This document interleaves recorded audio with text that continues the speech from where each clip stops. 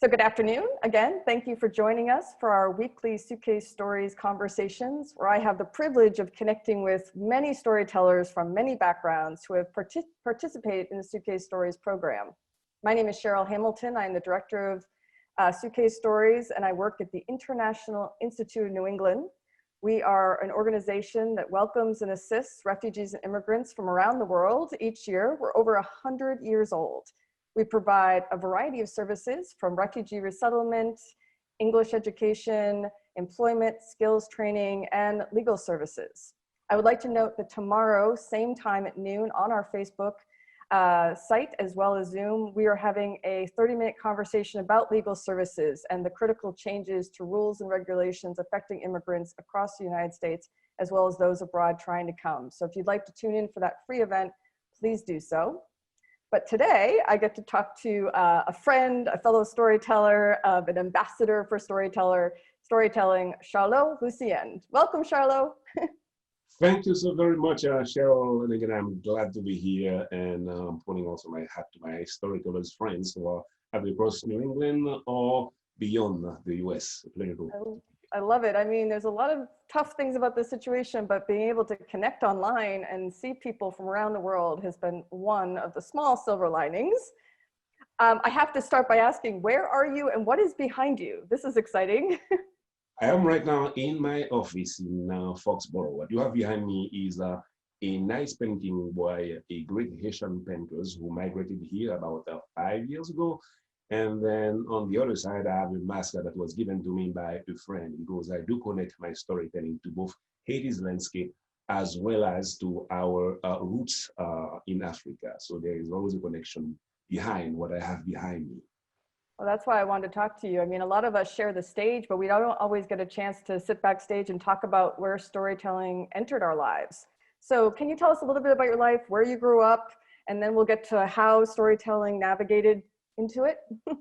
Well, I am from Haiti. I was born in the mid-60s. I like to say under the shadow of the terrible Duvalier dictatorship or Duvalier regime. I think I was fortunate to have quite a unique childhood. My father was an agronomist, so he had to travel the country to do training for people who wanted to be into the agricultural business. So I also grew up now in the capital of Haiti, Port-au-Prince, attending Catholic school. So I had this extraordinary chance of traveling in the countryside, bathing in the river, riding horses, feeding horses or cows, and then playing for the children, barefoot, please, soccer, think about it, kicking a ball without any shoes, or kicking an orange, or being also in Port-au-Prince, the capital, where I had to be the proper Catholic-raised school, student, attending certain social cycle or circles. So I had to navigate both, again, the urban life and the rural life, and I think that came to enrich who I am today. I attended high school and college in Haiti before migrating here in the US, where I landed in Boston, where most of my family members have resided since the early 70s. So professionally, I've been doing public health work in the area of HIV/AIDS and mental health.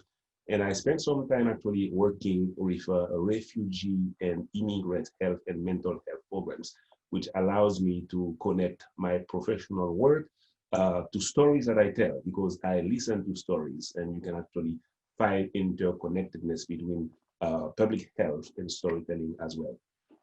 So this is new for me. I see this is what happens when we don't get a lot of time to connect. Do you use storytelling in your mental health counseling?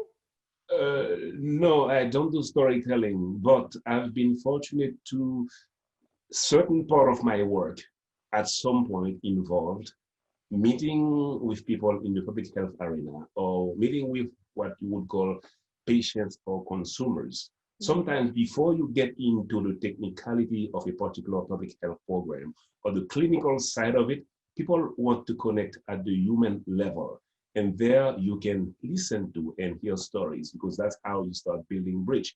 Of course, that will remain confidential, but this is the value of storytelling, when you are willing to listen and understand that people have a story to tell. I think that's something that's not talked about in our field. I know that there's organizations and businesses like Narrative. It's a company that teaches the value of storytelling, and they actually focus more on listening than the telling. They say it's a completely undervalued part of the process, even though it's naturally the other side, right? So that's terrific. So I am curious though, then how did storytelling enter your life? Was it part of your whole family's culture? Is it part of Haitian culture? Tell us more. Well, as a child, if you are living in the countryside, or if you spend time vacationing in the countryside, the routine at night is to be under some mango tree or any other tree, and you have people who are bringing the fried meat. You have people who are bringing the corn, and then on the in between those rocks and the fire, people gather and start telling stories, or I would say shouting riddles. So I was Oh, initiated to that at an early age because that was part of the routine. Remember, no TV, no cell phone, so we have to connect as humans. So back in the days, I do have to actually think about my former nanny.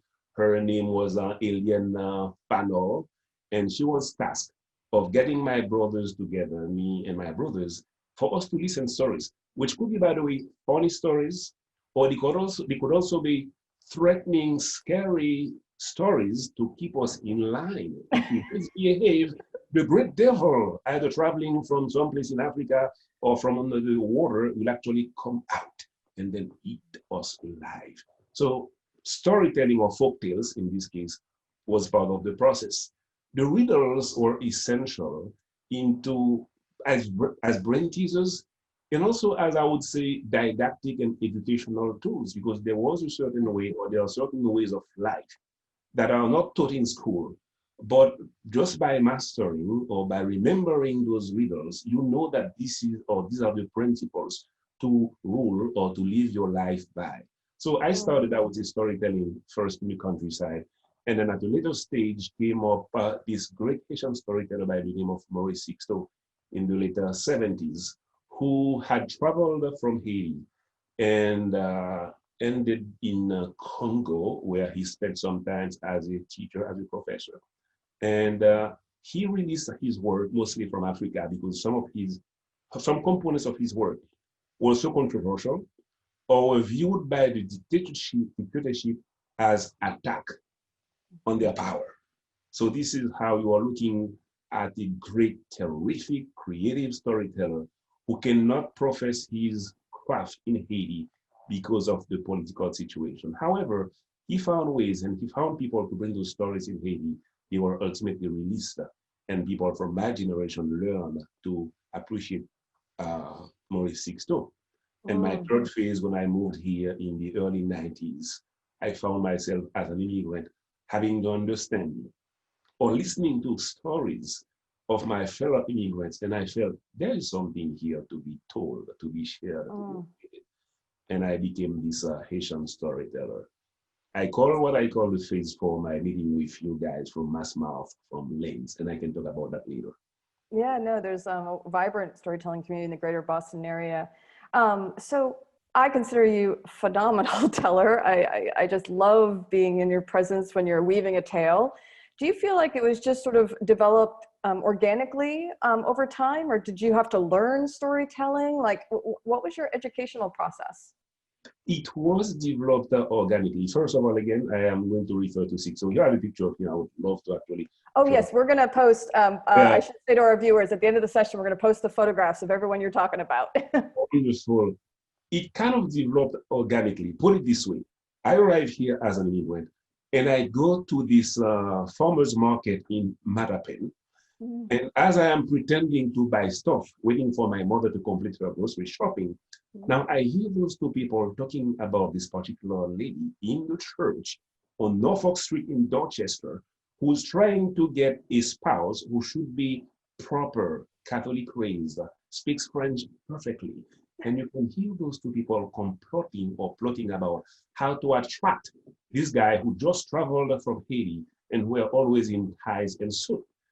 Or I hear about this cab driver, again, in the parking lot. He's getting mad because this young man who's speaking perfect English without accent is trying to impress him when he speaks perfect Haitian Creole or Haitian French and want to put up a show for people who try to maybe downplay who he is by showcasing their own English. So as I listen to those things, so I also picked up what I call redundancy in absurdity.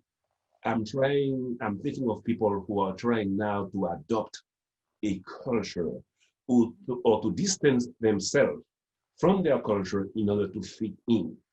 So the more I listened to those things, the more I felt there is something to be told. So this is happening in the context of my going out in the community. Now think about it now that I am at home. I have my own children who, instead of going around and properly kiss Auntie Denise or kiss Auntie Lucie, shake hands with Uncle Jeffrey, they are standing at the door claiming hi. Now, how in the world in Haiti, one child could just stand at the door and say hi to a full assembly of elders, 20 of them? They are expected to go around and do what I call the kissing round. So when I observed those things, and as my aunties were complaining about how those kids had no respect, I became actually to conceive and to develop some of those stories that you may have heard from me in the past. So I would say my picking up those stories became kind of organic. It was my experience as an immigrant and experiencing the great cultural divide or the generational divide that led me to at least conceive some of those stories. How do your children feel about you telling stories? I know that the one you told at Suitcase Stories is about bringing your children back to Haiti to have them appreciate your childhood. I have to bring them back to Haiti and get them to walk some 45 minutes and then into every single house of my old cousins or aunties and start doing what I call the kissing round. So they got an appreciation that this is not about standing at the door and then in 2 seconds thinking that you are done by saying hi or telling me, can I just text them and say, hi, how are you? No, yep. That's not the case. However, in their case, at a very early age, they also got into the storytelling piece because for me to tell them or to get them interested into Haitian culture, I have to take the history of Haiti and make it into some kind of cartoon characters or those formidable heroes. So Capoalamo, who was this Haitian leader, whose horse was killed by a bullet, whose hat was also pierced by a bullet from the French. So I couldn't get them to read about Capoalamo, but if I get Sebastian on my lap and tell him about this great guy, Capoalamo, who was riding his horse and then he was shot by a bullet, now he get to think about this is a real hero. This is clearly what he is looking in the movies. So they started to get connected to Haitian stories, to Haitian history, get connected to Toussaint Louverture, to Jacques Dessalines, to Capoalamo, and then from there we moved to the next step.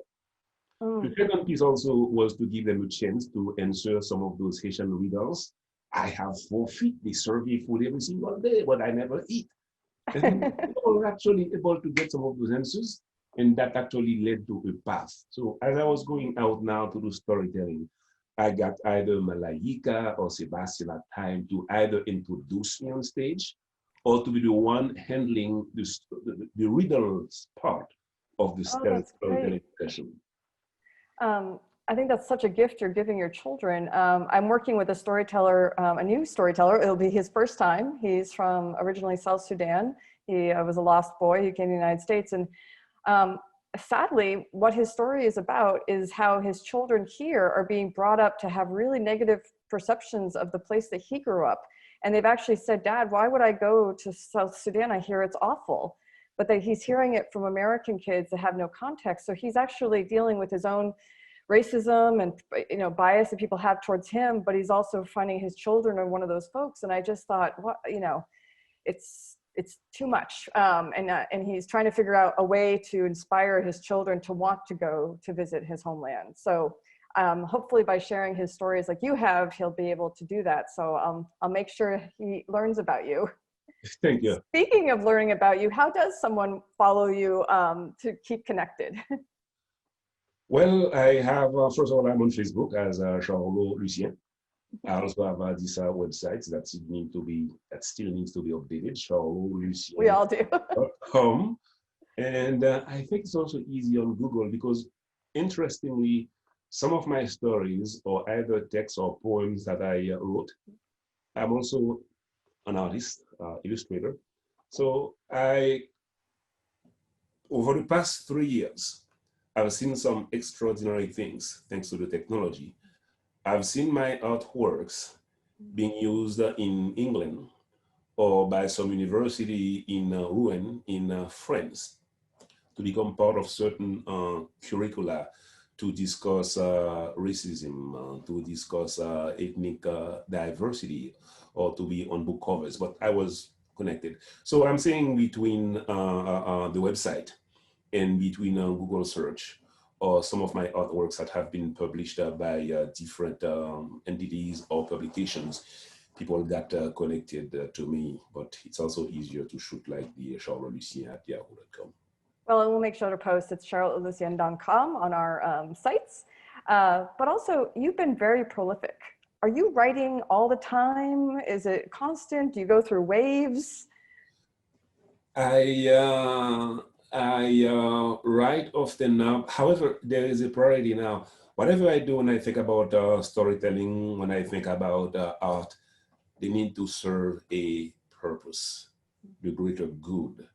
If I tell stories, ultimately I'm pointing out to certain behaviors, I'm pointing out to certain changes. If I go to a place where I heard that they taught kids to burn tires, my story now is about getting those kids to undermine or to fool the person who came to give them money to burn tires and to take the money to buy paint, to paint those tires and to hang them to a tree and to make them swing sets where for the first time they are experiencing a playground. So it's turning a bad situation into a positive one. If I hear about refugees who are being mistreated or who are denied the right to speak Haitian Creole, and I got with this, it's a real story, racist radio host who is enjoying the fact that people are put in a position not to tap their language. I now have a chance to create a story about how this immigrant who is speaking his language was able to connect with this white patient of 78-year-old who had traveled in Haiti and who wanted to reconnect with the culture of Haiti and who is now speaking Creole. And so that to tell this racist radio host, I won't name names, that this is how now people are building bridges despite your vile language or despite your vile perception or stereotyping of people. So I do the writing as part of addressing certain larger issues that need to be addressed. I do the painting in the same vein. However, the amount and intensity of issues that are piling up now here in the US leave me less time to write, and I'm a lot into the coordination of certain efforts that are aiming at changing the situation. Yeah, I share your vision for the power of storytelling. Obviously, it's a fantastic just entertainment and art form. But the reason we started Suitcase Stories and the reason I tell many of the stories I do is similarly for cultural change, for transformation of thinking. And it's certainly, as we all know, a lot more powerful than just sharing some facts. And I think right now, more than ever, we need these human connections. So thank you for doing that. I've consistently learned from you about Haiti and about the, even today you were telling me about connections with Congo and these new voices. So thank you. I want to pause and say if anybody's watching that would like to ask a question, please include them in the comments on Facebook or directly put them in the Q&A on Zoom, and I'll make sure that Charlot hears them. But I want to talk a little bit about your, what many people call your integration experience. One of the unique things, as you noted, is that you came to the United States, but to a pre-existing Haitian community. That comes with some positives, but also perhaps some barriers to integration. Tell us about those first couple of years for you. Those first couple of years had to do with first adjusting to the language and adjusting to the culture. Clearly, I was fortunate to have a supportive family that was already here. But adjusting to the language meant to connect with people, to go beyond my comfort zones. I like to tell people that I enjoyed getting on a bus or on a train, getting lost somewhere back in the days in Malden or in Braintree, and then trying to connect with people in order to practice my English and to test my accent. And from there, my first experience with people who either were supportive or looked at you funny because of either your accent or who you were. So I think that made me more aware of certain things. Remember, I come from Haiti, where I am viewed as a Haitian. I never viewed myself as a Black person within a larger white or non-white community. So it took me to get more acquainted to some African American friends to understand the struggle that African Americans have been through here and to have a greater awareness of the issues. Racism is a construct that I know of in a very intellectual or academic ways back in the days. Haiti could claim that it eliminated racism back in 1804, but to come here back in the mid-90s and to hear about the US talking about dry food, wet food, this was like an immigration policy that was trying to keep Haitians at bay because they were Blacks. To hear some immigration measures taken around 1997 again that were affecting immigrants and Blacks and minorities. And right now, to see what's happening in year 2020, it has been an eye-opener for me to come along and fully understand how this struggle is universal and that the support to a cause like Black Lives Matters is not real and good for an African American person or a Haitian person, but also for a white person as well. We all become better by lifting all of us to this level of understanding where we are all viewed as human beings and can collaborate. So it has been both a challenge and a blessing back in the days to have some family support, but also to slowly navigate my understanding of the situation in the US. Absolutely. It's actually a conversation that's evolving at our own institution, like many right now, businesses and organizations and communities, which is that we have immigrants on our staff that, like yourself, are trying to make sense of what is going on. They themselves, whether they're coming from Somalia or other countries, are saying, what is this? This is different than what we've gone through. And it's also required some of us who grew up here to be able to articulate what it is as we also try to figure out our role.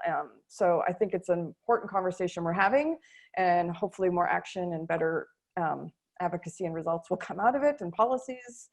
Speaking of policies, I do want to say that the Haitian community has been here for decades, but they're also always vulnerable when it comes to visa statuses. Over the last few years, we know that TPS has threaten people's long-term stability in the country. Can you say a little bit about that? Because I know you were involved in advocacy. Currently, again, temporary protective status, TPS has started in the early 1990s, maybe 1993, to allow people who either been victim or victimized, either war situation, religious persecution, or natural disasters, have been given the opportunity to have the paperwork to stay for a certain period of time and then to work and to go to school. And this could have been, this could be renewed by a presidential determination. Now, this has been happening for the Latino, for African, for Asian Americans for quite some times. And then the Haiti earthquake of 2010 actually was one platform for which from which Haitians were able to get TPS. What we've seen over the past few years, the political situation has not been stabilized in Haiti. However, this current administration made it a point to refer to Haiti, to refer to certain African countries and Latino countries as a ... country.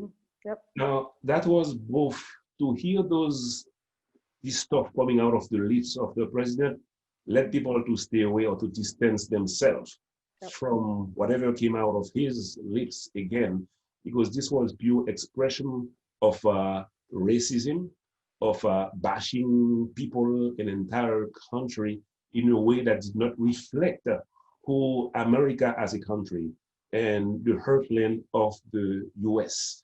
So at this point, thanks to great advocacy both at the community level, grassroots levels, supported also by certain progressive legislators and folks in Congress.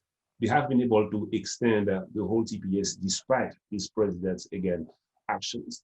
So TPS is just one angle. Let's also remember that there was a recent attempt to refrain or to keep the Census Bureau from counting people who reside here in the US when the initial US Constitution made it plain and clear that people who are residing here, regardless of their status, should be counted in order for resources to be properly allocated.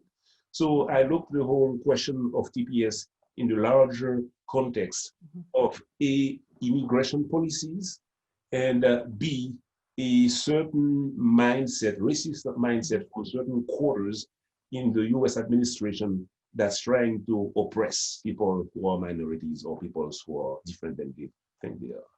Well, it comes back to your same argument that when we parcel out different immigration, assaults on immigration or assault on a particular population, we're not lifting everybody up. So there needs to be more collaboration. And even with that, we see that even if the policies are changed, there's other ways that the administration and others can put barriers. For example, right now, the citizenship fee is going to, on October 1st, nearly double. So on one hand, we want people to become Americans, but we make it harder, particularly for low-income families and immigrants to do so. So it's this constant advocacy. I remember standing in Mattapan during the protests about the potential retraction of TPS and just seeing waves of people down the street, including yourself, and so glad to see people coming out and standing in solidarity. We do have a question I'm going to pose from a fellow storyteller. It says, how much is the development of Zoom and other online platforms reaching Haitian culture? And how much is it connecting the Haitian immigrants with ongoing events in Haiti? A couple of things. Personally, I've attended or I've been part of some Zoom meetings to promote or to talk about storytelling with the University of Florida University recently. We have pulled together a network of Haitian artists from the Haitian Artists Association, Massachusetts, which I co-founded in 1995. And it's very active on WhatsApp and also coming together to discuss certain events via Zoom. We've recently used Zoom to have a wellness check on some of those artists so they can go with the motto, stay home and paint. In order to stay healthy and stay alive, stay home and paint. So people are painting as this is happening. I've been invited to do some Haitian reader sessions with other people as well. So Zoom is offering this kind of low-cost, no logistical hassles way for people to connect, and we are taking full advantage of it. We are scheduling, actually, you will be invited, a Zoom art exhibition in November with some 30 artists. So that will be open to the larger public as well. So we are looking. Please tell me about it. I'll make sure our community knows. Where we like to have sort of Suitcase Stories socials, anything we can do to support the communities. I have to laugh though. You don't want me to paint. The most creative thing I've been doing with my friends to cheer ourselves up is online Pictionary, which has been very entertaining. You can pause, actually. Oh. Mona Lisa. Now you're sending me down the wrong track. But this is great. Oh, I could talk to you for hours and hours. And I wish we had time for many of your stories. Again, please Google Charlot. Enjoy his wisdom and his humor and his depth. I mean, it's such a pleasure. So I have to say goodbyes. Anything else? Oh, actually, no, I want to give time for one final question. Really important. You said that storytelling was critical in 2010. It's one of the times you saw storytelling become a real vehicle for advocacy, and you found a lot of support locally, like I did with Suitcase Stories in 2016. Can you just say a few words about that? Yes, in 2010, after the Haiti earthquake that killed more than 250,000 people, through a friend, I get to be connected to Mass Mouth and to the League for the Advancement of New England Storytelling, currently a New England Storytelling Nest. They offered me this platform to collaborate with them.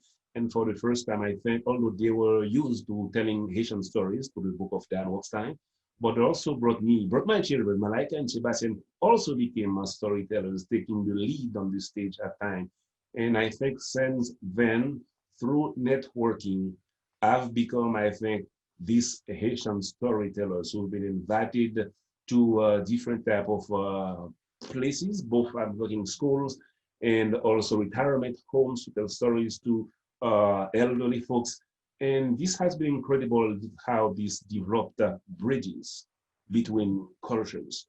So ultimately, that significantly addressed the issues of stereotyping, demonizing people, that help people understand exactly who I was as a Haitian person and what Haiti was. Haiti is what behind me for many people. It's not all of those bad and harsh imageries that are being publicized for, just for shock value on the internet. Yes, problems are harsh, are hard. But I tell people, if you listen to the story, I can take you from Africa, from Congo, from Rwanda, and then find out, guess what, before we leave, I can now make the case to my children that when they hear about Wakanda in the Black Panther, the original Wakanda was Haiti in 1803. When England, France, the US were traveling to the north of Haiti, Cartesian, to have a trade value, to have actually the chance to visit the Citadel, the biggest military monument in this Western hemisphere here. So this is again to say that clearly from 2010 to now, my storytelling evolved beyond producing, I have 5 cities out in Haitian, Creole, and French. But from 2010 to now, my storytelling took another level because I got into now both the folk tales part of it and the personal stories that where I was able to trace or to share my experience as an immigrant. So yes, that was an important piece to say that this networking took place in 2010 with the immigrant, with the storytelling community here in New England. Yeah, it's such a supportive community, and it's again, I say it 1,000 times, but it's the fastest way to connect with your neighbor. And I think we need to be even more inclusive of immigrant voices, which is one of the reasons we facilitate Suitcase Stories. You have thousands of Suitcase Stories, and I hope we can feature you again, and again and again. So thank you, Charlot, for your time, your talent, and I hope we stay connected. Merci beaucoup. Thank you very much. Merci beaucoup.